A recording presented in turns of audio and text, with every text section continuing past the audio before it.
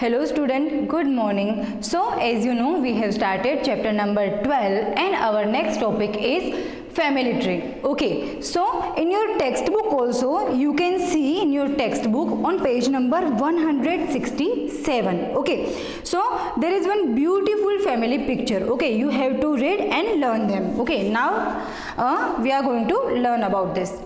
So family tree. Madhav went to a wedding along with his parents. He met many relatives there, but he didn't know everyone. He met his mother's grandfather, but found that her grandmother is not alive. Okay, so कहने का मतलब ये है कि माधव जो है ना वो एक वेडिंग में गया था. तो वेडिंग में तो क्या होता है कि बहुत सारे रिलेटिव्स हमें मिलते हैं. आपकी मम्मी भी आपको इंट्रोड्यूस कराती है ना कि देखो ये अंकल है, ये आंटी, ये हमारे दूर के रिश्तेदार हैं. सो माधव भी आप ही की तरह एक छोटा सा था, बच्चा था. तो उसने क्या किया, थोड़े बहुत रिलेटिव्स तो उसने याद रखे, बट जहाँ पे बहुत सारे ग्रैंड पेरेंट्स एक साथ उसको समझाया गया तो उसको थोड़ा कन्फ्यूज़न हुआ. ठीक है. So he also found that her dadi's mother, grandmother's mother is still alive and is more than 100 years old. अब यहाँ पे उसको क्या पता चला माधव को कि Madhav found that her grandmother is not alive. उसकी दादी जो थी वो लाइव नहीं थी, मतलब कि वो मर गई थी. He also found that her dadi's mother, मतलब कि दादी की भी मम्मी, ओके, सो वो अभी अलाइव थी, मतलब कि वो अभी जी रही थी. So and she is more than 100 years old. वो अभी 100 सालों से भी ऊपर थी. अब नाउ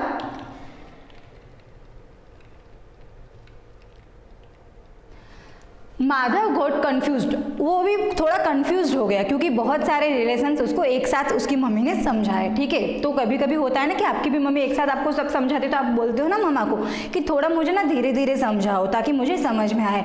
तो यहाँ पे जैसा कि ये चैप्टर का नाम है स्मार्ट चार्ट्स, इसके लिए हमने टेलीमार्क्स भी सीख लिए हैं, ग्राफ भी हमने सीख लिया है कि बार ग्राफ को हम कैसे एक्सप्लेन करेंगे, कैसे ड्रॉ करेंगे और उसका जो है यूज़ क्या होगा. यहाँ पे एक और टॉपिक आज हम लर्न करेंगे, that is family tree. Okay, so ये फैमिली ट्री माधव को ये सारे रिलेशन समझने में कैसे हेल्प करता है, आइए देखते हैं. Madhav got confused. He couldn't imagine his grandmother's mother. अब उसको है ना इमेजिन करना था कि उसकी मम्मी की दादी की मम्मी. तो ये तो अभी उसको याद रखने के लिए थोड़ा ना कन्फ्यूजन वाला लग रहा था उसको. So Madhav's mother made a family tree for him. तो उसकी मम्मी ने क्या किया, जैसे सबकी मम्मी हेल्प करती है ना, तो यहाँ पे माधव की मम्मी ने भी उसके लिए ये कन्फ्यूजन दूर करने के लिए एक हेल्प की. क्या किया उसने, फैमिली ट्री बनाया. You can also say family tree is a family chart. Okay, ये ऐसा जो है ना, आपको याद होगा ईवीएस में भी, आप जब फर्स्ट सेकंड थर्ड फोर्थ में थे तब भी आपने ऐसा ये ईवीएस में फैमिली चार्ट बनाया होगा. ठीक है. क्योंकि ये चैप्टर का नाम है स्मार्ट चार्ट्स, तो इसमें बार ग्राफ, लाइन ग्राफ और पाई चार्ट के अलावा एक और चार्ट ऐड हो रहा है यहाँ पे, that is family chart. Okay, जिसका दूसरा नाम है फैमिली ट्री भी आप बोल सकते हो. नाउ ये जो सारा पिक्चर है ना आपके टेक्स्ट बुक में पेज नंबर 167 पे भी है. आप इसको अच्छे से ओपन कीजिएगा, लर्न कीजिएगा और इसको समझने की आप भी कोशिश कीजिएगा. ठीक है. तभी अभी मैं आपको यहाँ पे एक्सप्लेन कर रही हूँ. सो ये रहा माधव. ओके, नाउ स्टूडेंट्स, आपको पता है ना रिलेशंस भी है वो 2 टाइप्स के होते हैं. एक मम्मी की साइड वाले अलग जो है रिलेटिव्स होते हैं और पापा की साइड वाले अलग जो है रिलेटिव्स होते हैं, मीन्स की मैटरनल और पैटर्नल. ठीक है. सो ये रहा माधव का पिक्चर है. ये फैमिली चार्ट में कैसे आपको बनाना है, अगर आपके पास पिक्चर्स अवेलेबल है, पासपोर्ट साइज के फोटोज, तो आप उसकी हेल्प से बना सकते हो, या तो फिर आप नाम भी लिख दोगे और ऐसे सर्कल के अंदर आप नाम लिख दोगे तो भी चलेगा. अगर सबके फोटोज आपके पास अवेलेबल नहीं है या फिर उसके लिए अलग से खर्चा मत करिएगा, सिर्फ उसके नाम लिख दोगे तो भी चलेगा. और अगर पासपोर्ट साइज के फोटोज अवेलेबल है सबके तो बहुत अच्छा. नाउ माधव ये रहा. अब ये रहे Madhavs father and mother. Now ये रहे, अब यहाँ पे बात किसकी हो रही है कि माधव के मम्मी की ग्रैंड पेरेंट्स की, मतलब कि मैटरनल साइड की. ठीक है. सो यहाँ पे इसको हमने फॉलो नहीं किया. ये फैमिली चार्ट को आप ध्यान से देखिएगा, आपकी टेक्स्ट बुक में भी है. माधव के फादर्स के बाद ये फैमिली चार्ट को हमने आगे नहीं बढ़ाया है क्योंकि माधव की मम्मी ने मदर्स मतलब कि दादी की भी मम्मी के बारे में ये पूरा चार्ट जो है एक्सप्लेन है, इसलिए सिर्फ यहाँ से मैटरनल से ही ये आगे बढ़ रहा है. ठीक है.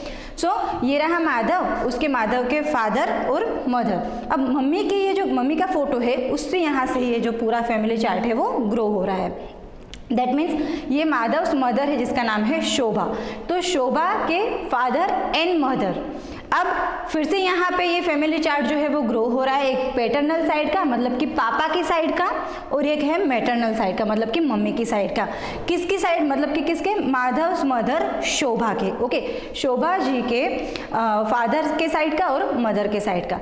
तो ये है फादर के, यहाँ पे इसके भी जैसे फादर होते तो मम्मी पापा होते हैं ना, तो ये इसके ये शोभा के फादर मतलब कि शोभा जी के जो पिताजी थे उनके भी मम्मी पापा हैं, तो यहाँ पे ये है पापा और ये है शोभास मदर, ये शोभास की मदर की नानी नाना है, उसके दादा दादी हैं, ठीक है। मम्मी पापा के एक तो नाना नानी और दादा दादी। नाउ यहाँ पे देखिए ये दादा के भी जैसे कि सबके मम्मी पापा होते तो फिर उसको आगे ये ग्रो किया गया है, that is Shobha's dada's father and Shobha's dada's mother. तो ये आप फैमिली चार्ट को अच्छे से ऑब्जर्व कीजिएगा। यहाँ पे भी देखो ये नाना नानी है, अब नाना के भी फादर और मदर, मतलब कि ऐसे ऐसे आगे ये बढ़े, जैसे आपके मम्मी पापा है फिर उनके मम्मी पापा फिर उनके mummy papa.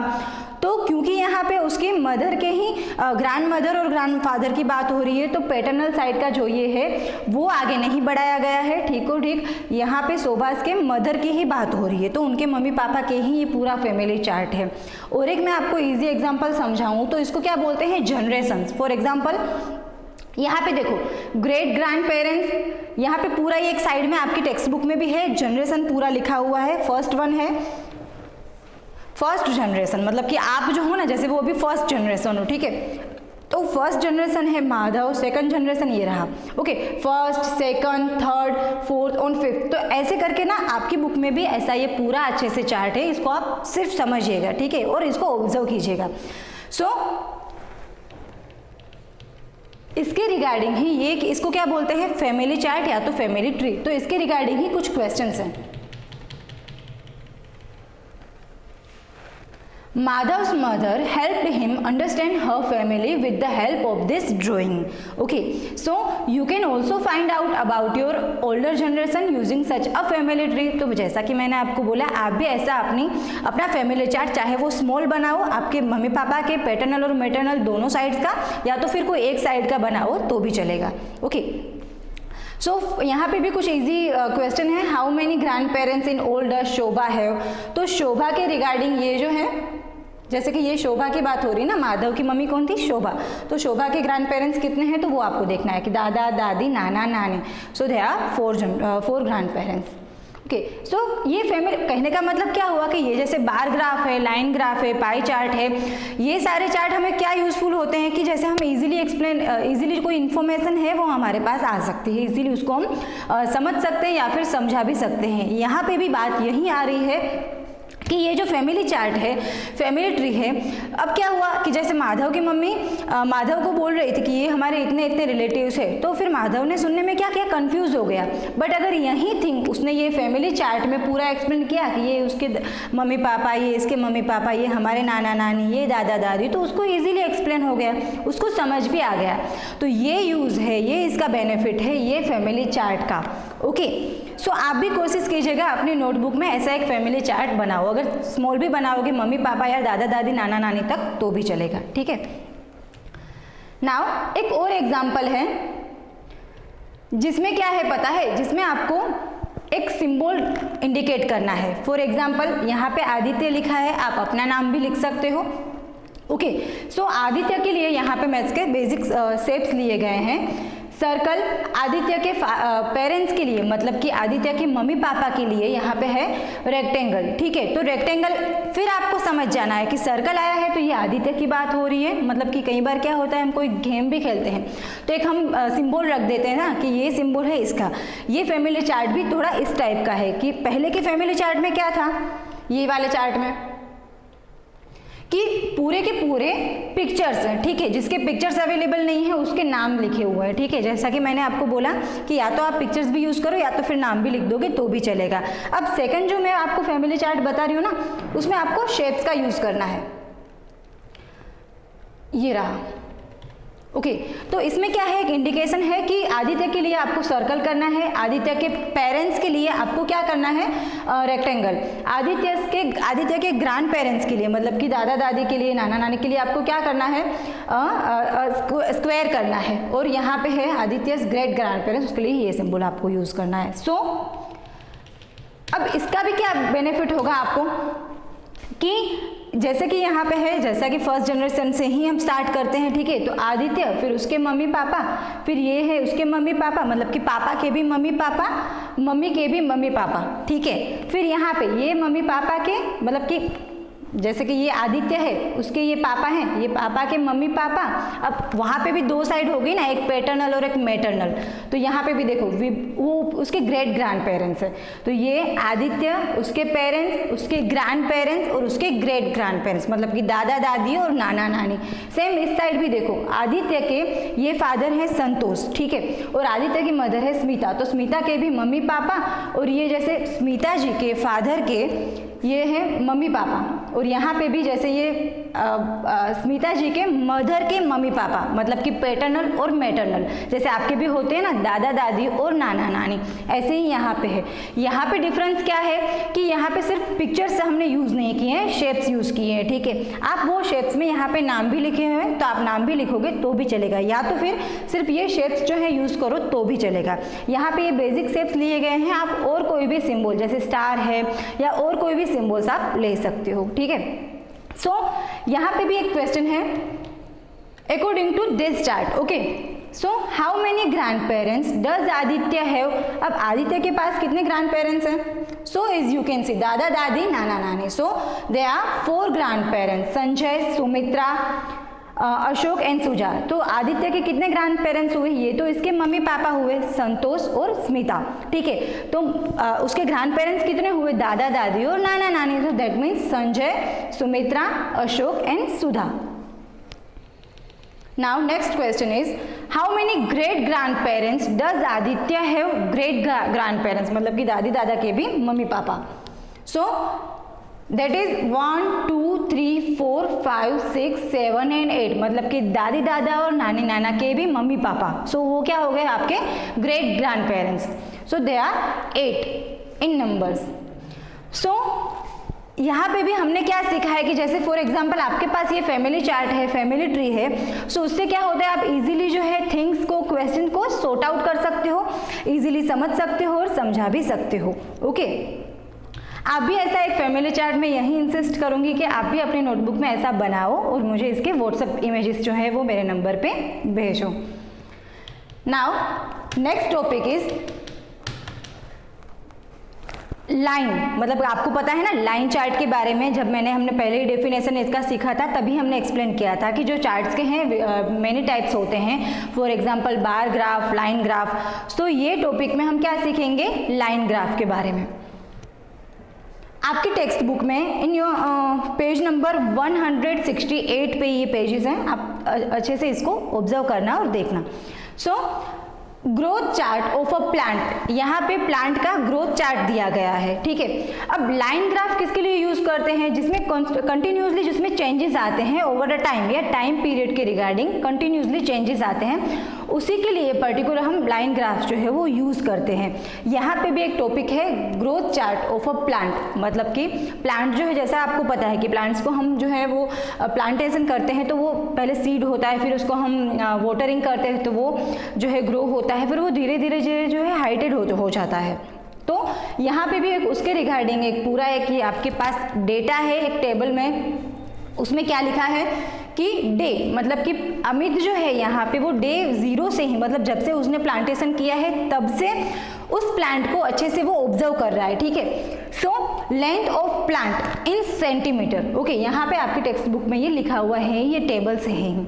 Again I am repeating students, कोई भी आपको चार्ट बनाना है या फिर कोई भी आपको ग्राफ बनाना है, सो सबसे पहले एक पर्टिकुलर डेटा या कोई इन्फॉर्मेशन आपके पास होना चाहिए, उसी के बेस पे आप बनाओगे, ठीक है। सो पर्टिकुलर डेटा है आपके पास, पर्टिकुलर इन्फॉर्मेशन टेबल है, उसी के अकॉर्डिंग आपको अच्छे से जो भी आप चार्ट बना रहे हो, जो भी टाइप्स का आप चार्ट बना रहे हो, उसको आपको फॉलो करना है। Now growth chart of a plant, ठीक है। Amit sowed a few seeds of moong dal in the ground, okay, मूंग दाल उसने अच्छे से उसको ग्रो करने का उसने सोचा। The height of the plant grew to 1.4 centimetre in the first 4 days, after that it started growing faster. अब पहले 4 days में थे जो वो 1.4 सेंटीमीटर तक ही उसने हाइट किया, ठीक है, लेंथ किया। फिर after that it started growing faster, फिर फास्ट वो ग्रो होने लगा। Amit measured the height of the plant after every 4 days and put a dot on the chart. अब लाइन ग्राफ में क्या होता है कि जैसे चार्टिंग डॉट लाइन के अकॉर्डिंग हम डॉट करते हैं, सो अमित ने भी ऐसे ही किया, put a dot on the chart. For example, if you look at the dot marked on the 4th day, you can see on the left side scale that is it is 1.4 centimetre high. तो ये जो है हम line graph में कैसे apply करेंगे आइए देखते हैं। सो यहाँ पे देखो बार ग्राफ में क्या होता था, इक्वल्स विड्थ की जो है रेक्टेंगुलर बार होते थे, यहाँ पे बात हो रही है लाइन ग्राफ की। सो हम जो है यहाँ पे डॉट्स का यूज़ करेंगे, ठीक है, यहाँ पे हम रेक्टेंगुलर बार का यूज़ नहीं करेंगे, ना ही ये पाई चार्ट है, ये पर्टिकुलर है लाइन ग्राफ। तो इसके लिए हम अकॉर्डिंग ये जो आपको लाइंस दिख रही है उसमें हम कोई मार्किंग करने के लिए जो है यहाँ पे जैसे सेंटीमीटर की बात हो रही है तो हम पर्टिकुलर सेंटीमीटर में डॉट्स करेंगे, ठीक है। ये जो आपको डॉट्स दिखाई दे रहे हैं ना, ये अकॉर्डिंग टू आपको देखना है। फॉर एग्जाम्पल ये जो है यहाँ पे जैसे बार ग्राफ में हमने क्या सीखा था, y axis and x axis, ठीक है। तो आप भी अगर लाइन ग्राफ को ड्रॉ करोगे तो आपको भी दो एक्सिस जो है वो ड्रॉ करनी पड़ेगी। तो सबसे पहले इसको हम समझ लेते हैं। So in this side length of a plant in centimetre, ये आपको मेंशन करना है, ठीक है, कौन सी साइड आप क्या लिख रहे हो, क्या मेंशन कर रहे हो। और जो नीचे जो है वो डेज लिखे हुए हैं, ठीक है, where y axis and x axis meets that is 0। Now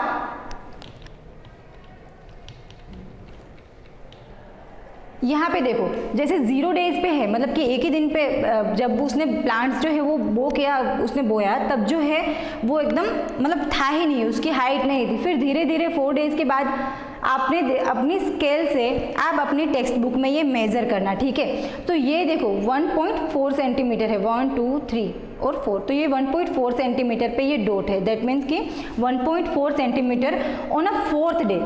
आपको क्या ऑब्जर्व करना कि ये डॉट कहाँ पर है और वो कौन से डे पे है, ठीक है।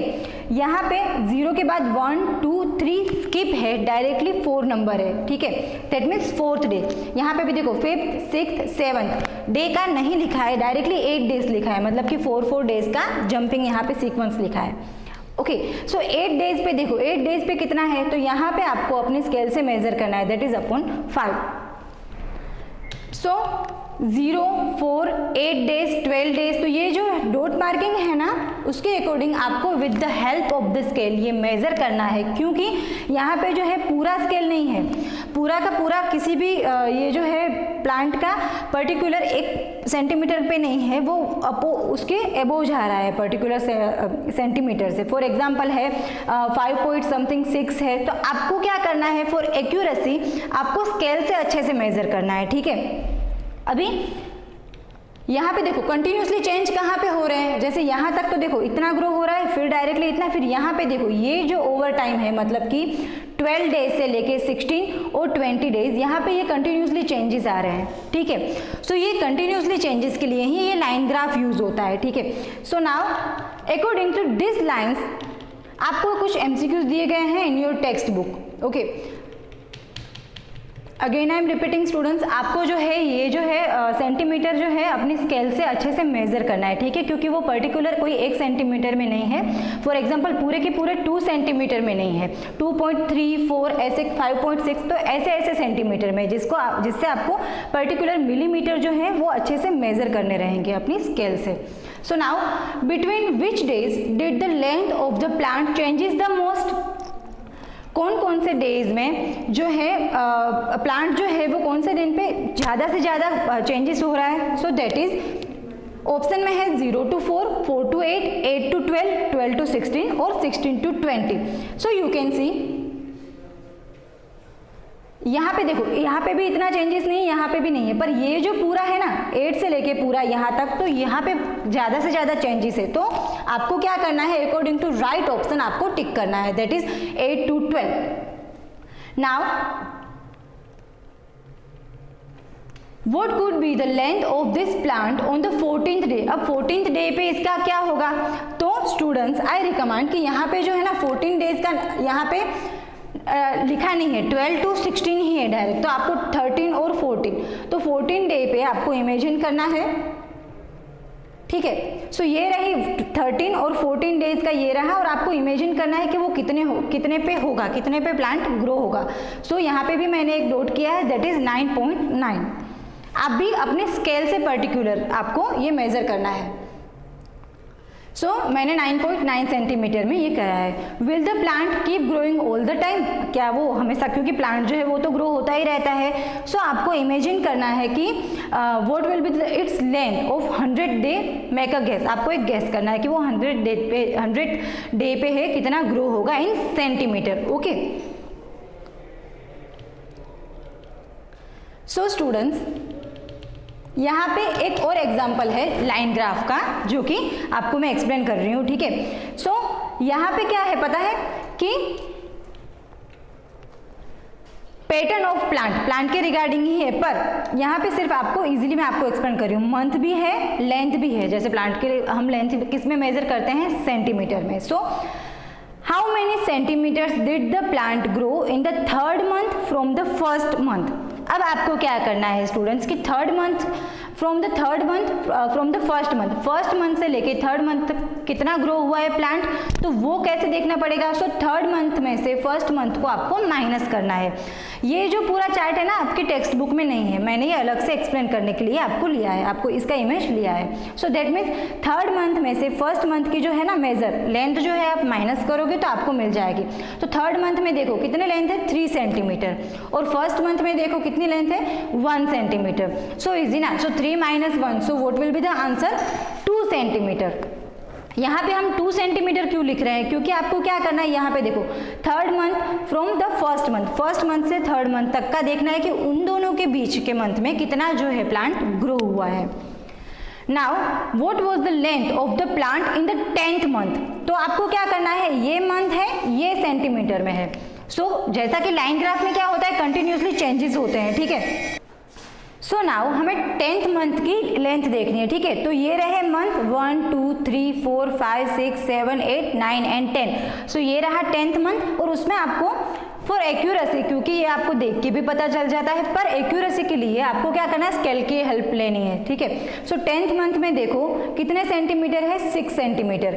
आगे यहाँ पे पर्टिकुलर एक सेंटीमीटर पूरे हैं, आगे के चार्ट में क्या था कि 6 पॉइंट समथिंग मिलीमीटर थे, ठीक है। सो ये इसमें आपकी कंफ्यूजन नहीं होगी, बट जहाँ पे पर्टिकुलर सेंटीमीटर नहीं है, फॉर एग्जाम्पल पूरे के पूरे सेंटीमीटर नहीं है, उसके साथ कोई मिलीमीटर भी है, तो वहाँ पे एक्यूरेसी के लिए आपको स्केल का हेल्प जरूर से लेना है, ठीक है, भूलना मत बच्चों।